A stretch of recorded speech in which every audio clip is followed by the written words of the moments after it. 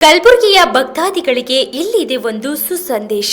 ಸೋಮನಾಥ ಜ್ಯೋತಿರ್ಲಿಂಗದ ದರ್ಶನ ಹಾಗೂ ಪುಣ್ಯ ಪ್ರಾಪ್ತಿಯ ರುದ್ರ ಪೂಜೆಗಾಗಿ ಕಲಬುರಗಿ ನಗರ ಸಜ್ಜಾಗಿದೆ. ಫೆಬ್ರವರಿ 27ರಿಂದ ಮಾರ್ಚ್ 4ರವರೆಗೆ ನಗರದ ವಿವಿಧೆಡೆ ಪೂಜಾ ಕಾರ್ಯಕ್ರಮಗಳು ಜರುಗಲಿವೆ. ಹೌದು, ಕಲಬುರಗಿಯ ಆಧ್ಯಾತ್ಮಿಕ ಪ್ರೇಮಿಗಳಿಗಾಗಿ ಸೋಮನಾಥ ಜ್ಯೋತಿರ್ಲಿಂಗದ ದರ್ಶನ ಭಾಗ್ಯ ಸಿಗಲಿದೆ. ಈ ಭವ್ಯ ಕಾರ್ಯಕ್ರಮದ ವಿವರ ಹೀಗಿದೆ. ಫೆಬ್ರವರಿ 27ರಂದು ಬೆಳಗ್ಗೆ 10:30ಕ್ಕೆ ಶ್ರೀ ಬಸವೇಶ್ವರ ದೇವಸ್ಥಾನದ ಶಿವಾನುಭವ ಮಂಟಪದಲ್ಲಿ ರುದ್ರ ಪೂಜೆ ಮತ್ತು ಹಾಗೂ ದರ್ಶನ ಇರಲಿದೆ. ಫೆಬ್ರವರಿ 28ರಂದು ಬೆಳಗ್ಗೆ 10ರಿಂದ ಮಧ್ಯಾಹ್ನ 1 ಗಂಟೆಯವರೆಗೆ ನಗರೇಶ್ವರ ದೇವಸ್ಥಾನದಲ್ಲಿ ಹಾಗೂ ಸಂಜೆ 6ರಿಂದ 8ರವರೆಗೆ ಪ್ರಕಾಶ ಏಷನ್ ಮಾಲ್ ಹತ್ತಿರವಿರುವ ಮಾಯಿ ಮಂದಿರದಲ್ಲಿ ದರ್ಶನಕ್ಕೆ ಅವಕಾಶವಿದೆ. ಮಾರ್ಚ್ 1ರಂದು ಆದರ್ಶ ನಗರದ ದಾನಮ್ಮ ದೇವಿ ದೇವಸ್ಥಾನದಲ್ಲಿ ಬೆಳಗ್ಗೆ 10ರಿಂದ ಮಧ್ಯಾಹ್ನ 1 ಗಂಟೆಯವರೆಗೂ ದರ್ಶನವಿರುತ್ತದೆ. ಇದೇ ದಿನ ಸಂಜೆ 6ರಿಂದ 9 ಗಂಟೆಯವರೆಗೂ ವಿಶೇಷ ರುದ್ರ ಪೂಜೆ ಮತ್ತು ದರ್ಶನ ಇರಲಿದೆ.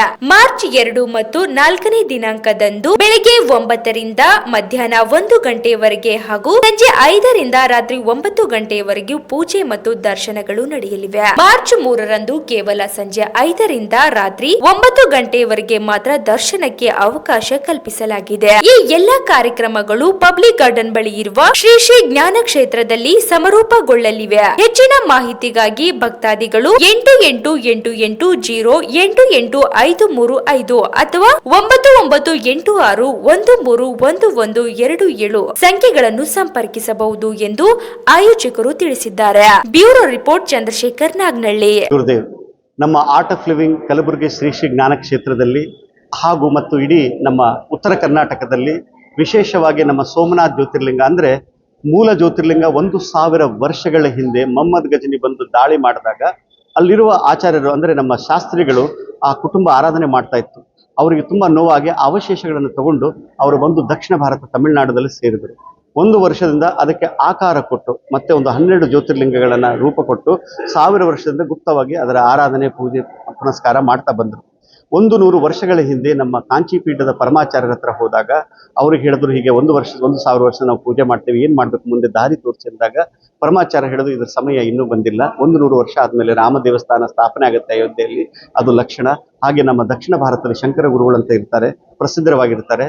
ನೀವು ಅವ್ರ ಹತ್ರ ಹೋಗಿ ರವಿಶಂಕರ್ ಗುರುಗಳ ಹತ್ರ ಅವರು ಅರ್ಪಣೆ ಮಾಡಿ ಅವ್ರು ಏನು ಮಾಡಬೇಕು ಅಂತ ಅದು ಮುಂದೆ ಮಾಡ್ತಾರೆ. ಆ ಗುರುಗಳ ಹತ್ರ 2025 ಜನವರಿಯಲ್ಲಿ ಬಂದಾಗ ಗುರುಗಳು, ಇದು ನಮ್ಮ ಸಂಸ್ಕೃತಿ ಹಾಗೂ ನಮ್ಮ ಸಂಸ್ಕೃತಿಯ ಬಲ ಎಷ್ಟು, 1000 ವರ್ಷ ತಪಸ್ಸು ಮಾಡುವಂಥ ಶಕ್ತಿ ಕೊಡುವಂಥ ಈ ಇಡೀ ವಿಶ್ವಕ್ಕೆ ಆಶೀರ್ವಾದ ಕೊಡುವಂಥ ಸೋಮನಾಥ್ ಜ್ಯೋತಿರ್ಲಿಂಗ, ಇದರಲ್ಲಿ ಕಲ್ಚರು, ಸಂಸ್ಕೃತಿ, ಕಮಿಟ್ಮೆಂಟು, ನಿಷ್ಠೆ, ಆ ದೃಢತೆ ಎಲ್ಲ ಕಂಡು ಬರ್ತಾ ಇದೆ. ಇಡೀ ಭಾರತ ಯಾತ್ರೆ ಆಗಬೇಕು, ಎಲ್ಲರಿಗೂ ಇದರ ದರ್ಶನ ಸಿಗಬೇಕು. ಮುಂದೆ ಏನು ಎಲ್ಲಿ ಸ್ಥಾಪನೆ ಮಾಡಬೇಕು ಅನ್ನೋ ಮಾತು ಆಮೇಲೆ ವಿಚಾರ ಮಾಡೋಣ. ಮೊದಲು ಇದು ಸಮಾಜಕ್ಕೆ ಸೇರಬೇಕು, ಸಮಾಜಕ್ಕೆ ಎಲ್ಲರಿಗೂ ಇದ್ರ ಬಗ್ಗೆ ಗೊತ್ತಾಗಬೇಕನ್ನೋ ಭಾವನೆಯಿಂದ ನಮ್ಮ ಉತ್ತರ ಕರ್ನಾಟಕದಲ್ಲಿ 21, 22, 23 ಬೀದರಿಂದ ಸ್ಟಾರ್ಟ್ ಆಗಿ, ಯಾಕೆಂದರೆ ನಮ್ಮ ಉತ್ತರ ಕರ್ನಾಟಕದಲ್ಲಿ ಬಸವಣ್ಣ ಹಾಗೂ ಬಸವೇಶ್ವರ ಅವರ ಆಶೀರ್ವಾದ ಮತ್ತು ಅದರ ಜೊತೆ ಇಲ್ಲಿ ಶಿವಭಕ್ತಿ ಇರೋದ್ರಿಂದ ಬೀದರಿಂದ ಆರಂಭ ಮಾಡೋದು. ಯಾಕೆಂದರೆ ನಮ್ಮ ಬಸವ ಕಲ್ಯಾಣ ಅಂದರೆ ಇಡೀ ಲೋಕಕ್ಕೆ ಬೆಳಕು ತೋರಿಸಿದಂಥ ಆ ಬಸವ ಕಲ್ಯಾಣದಿಂದ ಆರಂಭ ಮಾಡಿಕೊಂಡು ಈಗ ಗುಲ್ಬರ್ಗ ಮೊದಲು ರಾಯಚೂರು ಮುಗಿಸ್ಕೊಂಡು ಬರ್ತಾ ಇದ್ದಾರೆ. 24, 25, 26 ರಾಯಚೂರು, 27, 28 1ನೇ ಮಾರ್ಚ್ ಗುಲ್ಬರ್ಗ, ಅದಾದ್ಮೇಲೆ 2, 3, 4 ಮತ್ತು ಗುಲ್ಬರ್ಗದಲ್ಲಿ ಇರುತ್ತೆ ಜ್ಞಾನ ಕ್ಷೇತ್ರದಲ್ಲಿ.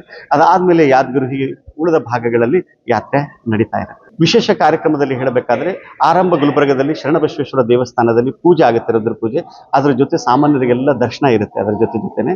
ಅದಾದಮೇಲೆ ಮತ್ತೆ ನಮ್ಮ ಬೇರೆ ಬೇರೆ ಭಾಗದಲ್ಲಿ ಗುಲ್ಬರ್ಗದಲ್ಲಿ ದಾನಮ್ಮ ದೇವಸ್ಥಾನ ಆಗಿರಲಿ, ಮಾಯಾ ಮಂದಿರದಾಗಲಿ, ಅದ್ರ ಜೊತೆ ಜ್ಞಾನ ಕ್ಷೇತ್ರದಲ್ಲಿ ಕೂಡ ರುದ್ರ ಪೂಜೆ, ದರ್ಶನ, ಸರ್ವೇ ಸಾಮಾನ್ಯ ಎಲ್ಲರಿಗೂ ಸ್ವಾಗತ ಮಾಡಿ ಎಲ್ಲ ಕಡೆ ನಾವು ಇನ್ಫಾರ್ಮೇಶನ್ ಕೊಡ್ತೇವೆ. ತಮ್ಮ ಮಾಧ್ಯಮದದ್ದು ನಾವು ಎಲ್ಲರಿಗೂ ಸ್ವಾಗತ ಕೋರ್ತಾ ಇದ್ದೇವೆ. ತಾವೆಲ್ಲ ಬಂದು ದರ್ಶನ ತಗೊಳ್ಳಿ. ಆ ಟೈಮ್ ಟೇಬಲ್ ಕೂಡ ನಾವು ಶೇರ್ ಮಾಡ್ತಾ ಇದ್ದೇವೆ. ಸ್ವಾಮಿ ಶರಣಾನಂದ ಅಂತ.